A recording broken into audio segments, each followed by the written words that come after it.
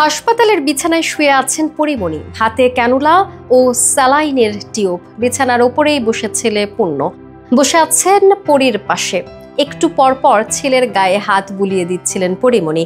এমন video share করা হয় পরিমণির ফেসবুক পেজ থেকে।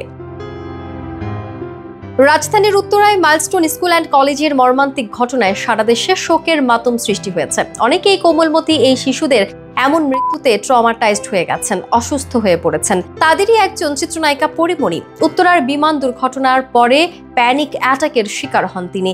সে রাতেই তাকে ভর্তি করা হয় এভার কেয়ার হাসপাতালে। এতটাই ট্রমাটাইজড হয়েছেন নায়িকা, যেন নিজেকে সান্ত্বনা দিতে ছেলেকে কাছে টেনে নিচ্ছেন, জড়িয়ে ধরছেন, শরীরে হাত নেড়ে দিচ্ছেন বারবার।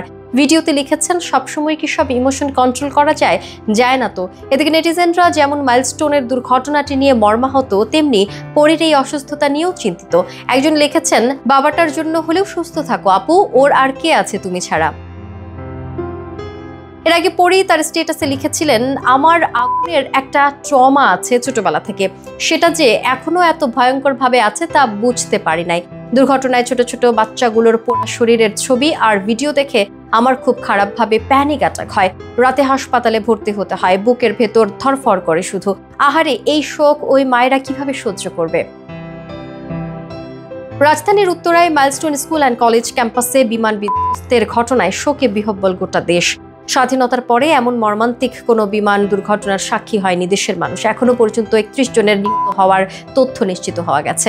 আহত হয়েছেন শতাধিক।